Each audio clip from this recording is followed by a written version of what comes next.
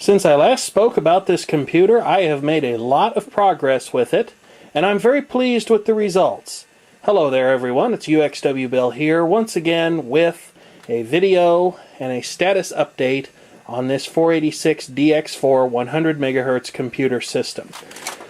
The first thing that I have taken care of, I have gone ahead and sorted out the mess that was the operating system.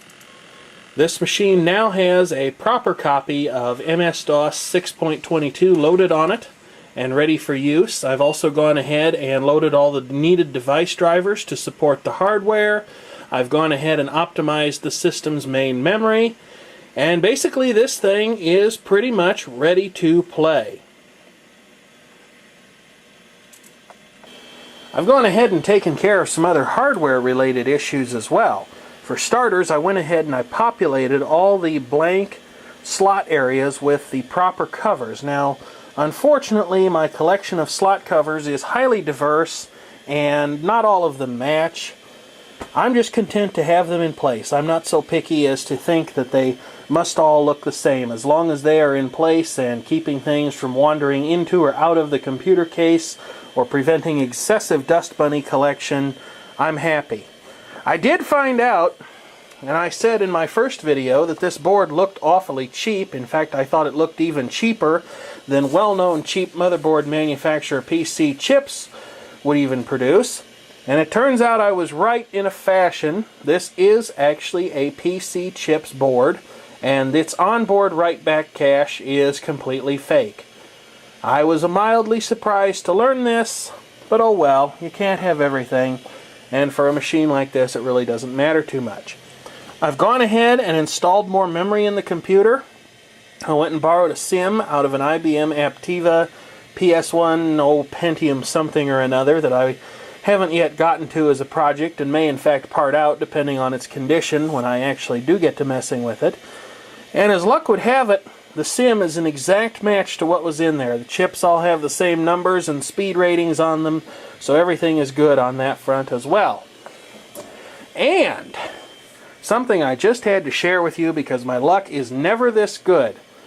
This machine does not have a PS2 port. It has a serial port, and I certainly don't have any method by which to add a PS2 port to it. In fact, I'm not sure that PS2 port cards were ever offered separately for a machine like this. So the simple and expedient thing to do is simply to use a serial mouse, which of course I knew that I had a serial mouse somewhere, the operative word being somewhere.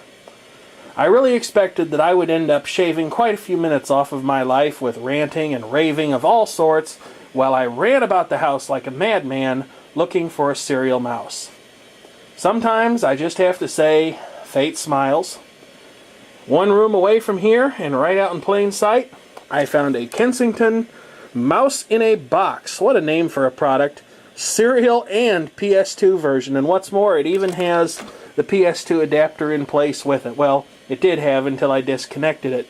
So now, I've got a working mouse on this system as well. It's really made some impressive progress since the last time you have all seen it. The only thing that's really left to take care of now, I have noticed that sometimes this processor fan slows down. Although it never rumbles, I think it may be suffering from dried out bearings. I should also probably put some heatsink compound between processor and heatsink, though it doesn't ever seem to overheat. In fact, this system actually runs cooler than I ever remember the AMD 486DX4100 microprocessor running back when I used one regularly in the 1990s. In my adventures with this system, and amongst many other snags, I hit one particularly interesting snag when it came to attempting to enable the CD-ROM drive to play back compact disc audio from its onboard decoder. You see, there is a 4-pin connector on the back of this CD-ROM drive that would connect via a cable that was once commonplace to a matching 4-pin connector right there on the sound card. When I hooked this up, everything went south. The CD-ROM drive quit working.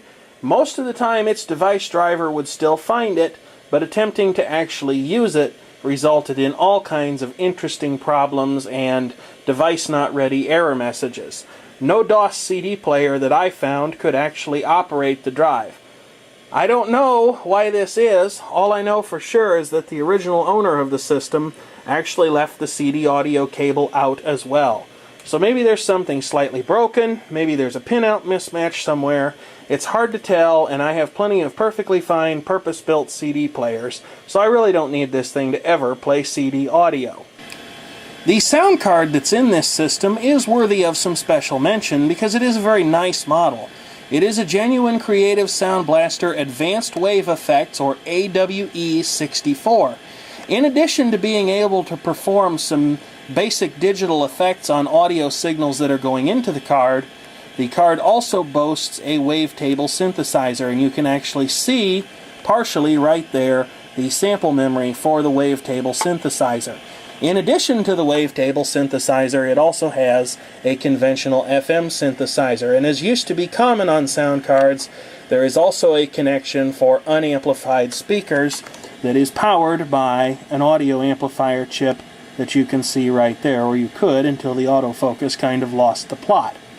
So with all of these hardware details out of the way, let's have a demonstration of this machine. I think I'll go ahead and kick the demonstration off with a little exhibition of the capabilities of this particular audio card.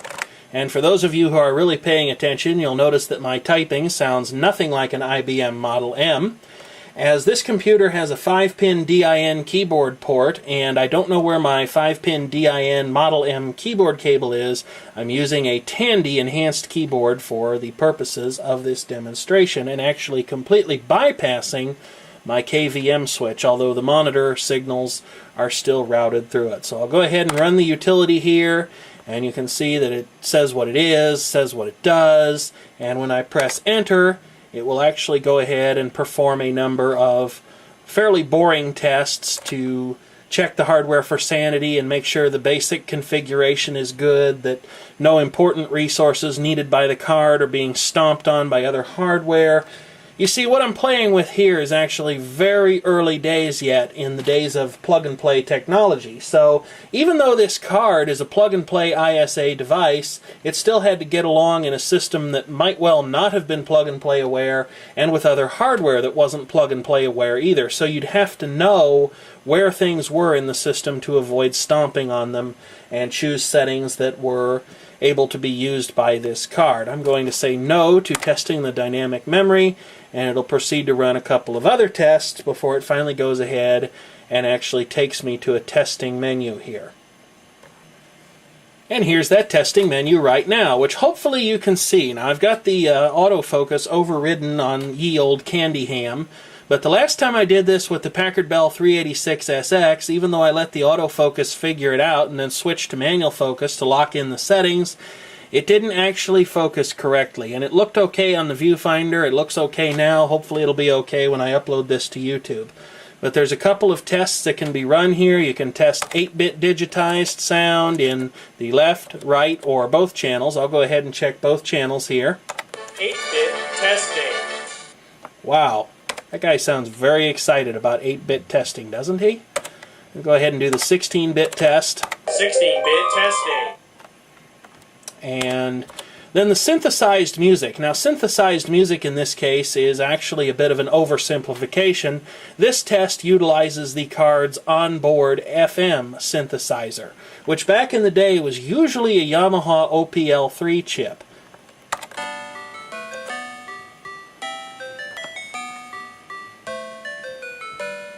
Go ahead and stop that test. I don't think that FM synthesis necessarily sounds bad. In fact, there are some very cool things that can be done with it. Yet wavetable synthesized music, such as that which you are about to hear, is quite a bit more realistic.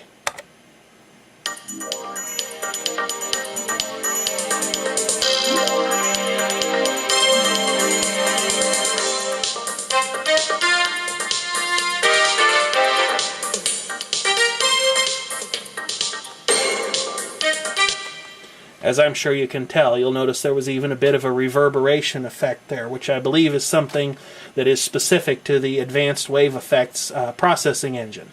Now, if I go ahead and break out of this utility, and it helps to use the right keys to do that, I'll be thrown back to the DOS prompt and I'll demonstrate another program that makes sound. This is just kind of a fun one. I have mentioned before in some of my previous videos that many computer games really do not do any kind of a job of holding my attention, mainly because I don't like to do things that other people have decided are somehow fun or entertaining, and I don't find puzzles authored by others to be all that amusing. This game was a notable exception. From the first time I ever saw a copy of this, I was hooked upon it. In fact, I beat this in the strangest of places. My mother was actually having the Black Plague van worked on under warranty, and I had brought my laptop with me, the old Compaq LTE 5000 that I hope to make a video about in the future. I beat this game while I was waiting for them to finish up their work with the van and return it to her. Now, some of you will probably know what this game is already based on the directory name that I have gone ahead and changed to. For those who don't, I won't give it away just yet, but I will say that this is a revised version of the game that I don't know if a lot of people have seen. The first version that I ever played had, I think, EGA level graphics, 16 to 64 colors at the most, and while it did play music on the sound card, it also had a copyright check built in. I know there was a cracked version being circulated that would accept any 4-digit number for the year check that the program ran at startup. This is a revised version with MCGA graphics, or 256 color graphics, and the copyright check has actually been removed. This was actually bundled with a whole collection of games that were given to me in a boxed set by someone who was getting rid of, can you believe it, an old computer. So I'll go ahead and run this here just to give you kind of a demonstration of the sound. Now, the sound that you'll hear in this program is actually completely FM synthesized. Creative hints in the manual for the Sound Blaster AWE64 that there is some kind of a software shim that may be used to direct the FM synthesis requests that an otherwise unaware of the AWE's extra hardware capabilities program would otherwise make. I haven't seen that software shim. I don't know where it is.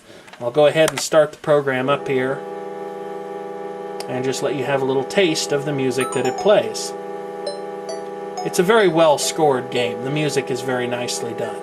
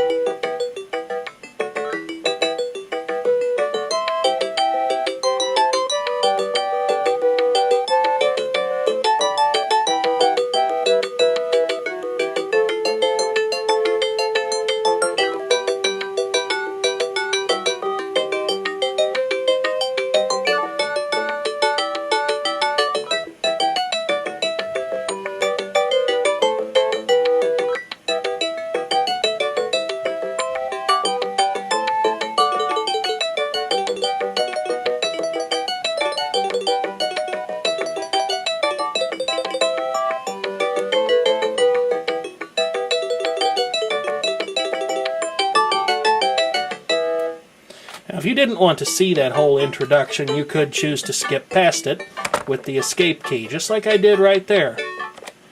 Now, the gameplay of this particular game, oh, look at that, there's my mouse pointer, isn't that lovely? It is a little bit different than games that you'd play on a computer today. This game operates largely on two methods of navigation, a sort of verb-noun approach where you choose from a list of actions down here and you apply them to an object. For example, you can see I'm approaching the scum bar, and an appropriate action would be to open the door. And of course the game makes sounds to reflect a door opening. And then if I click on that, you'll notice it has changed back to walk to. If I click on that, I'll actually walk in to the scum bar, and the music starts playing. Now, there are people in here that if you're playing the game normally, you're supposed to talk to. There's also one advertisement hidden in here if you ever do play the game. That's the nice thing about these old DOS games, and I find this missing in a lot of newer ones. They're genuinely funny. These games have a sense of humor. For example, take this conversation that I'm having with the dog here.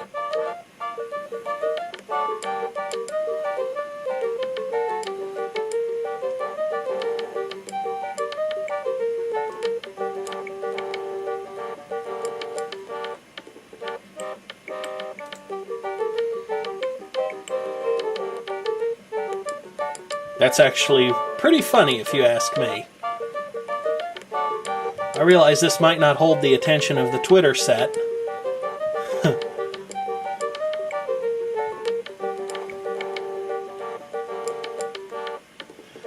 That's the other method of gameplay in this game. You talk to various characters, and by doing so, you can actually learn various things. Now, there are other people I should be talking to in here, but I'll go ahead and leave just so you can see one of the cutscenes. Every now and again these come along to give you more of the backstory of the game. And again, you'll see the sense of humor exhibited by the game's programmers in this little skit.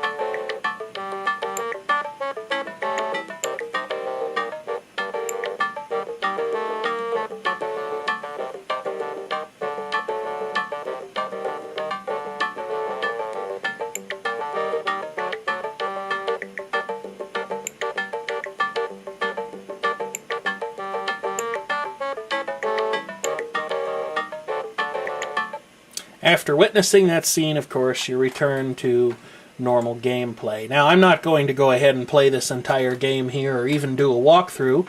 I just wanted to give you a taste of one of the things that I have in mind for this computer. So I'll go ahead and quit that game. And then there's something else I'll go ahead and demonstrate here.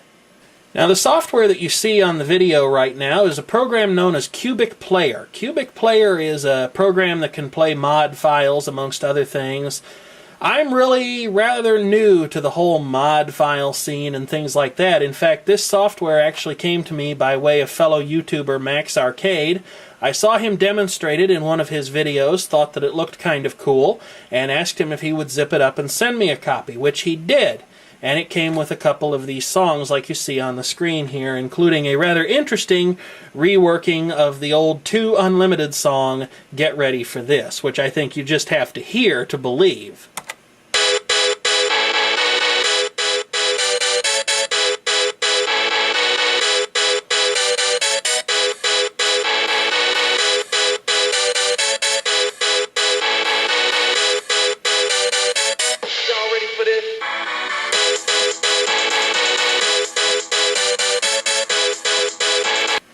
Of course, there are many, many of these songs that people assembled over the years. I do know that much. I think I can say that much without being worried about being wrong.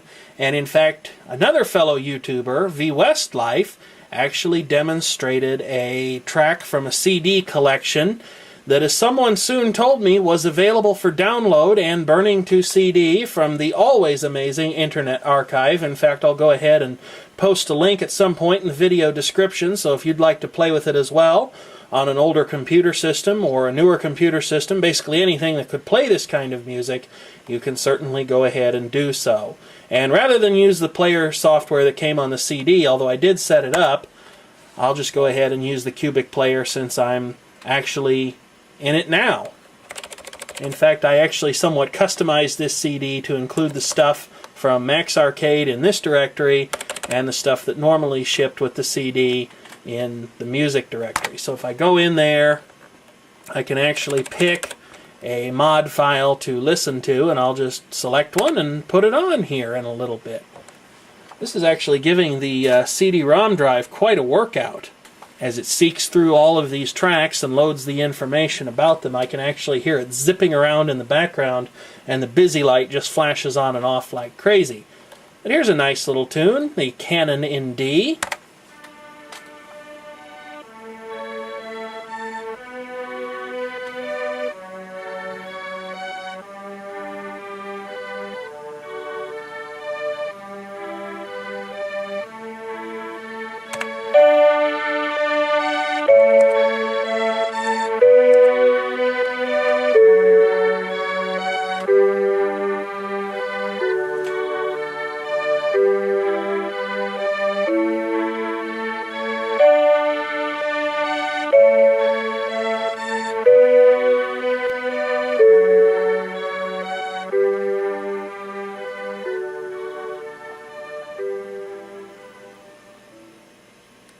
There do remain a couple of minor issues to iron out with this computer. First of all, I'll have to put the cover back on it. Second of all, I need to figure out what should be done to get the turbo button working properly. As things are right now, pressing the turbo button results in a change on the display, and it also results in the turbo LED going out. However, it does not result in any processor speed change, and I'm not totally sure why. This is a 3-pin connector ordinarily, however the PC chip's motherboard only has 2 jumper pins for assertion of the turbo enable switch. I have tried putting a plain old jumper on there and leaving it on, leaving it off, seeing if it would change the clock speed, and it has not done so. In time, I'm sure I will be running more software on this machine, but for now, I've kept you watching this for nearly 20 minutes, and I think it's time to call it quits. So thank you very much for watching, and feel free to leave a comment if you have one.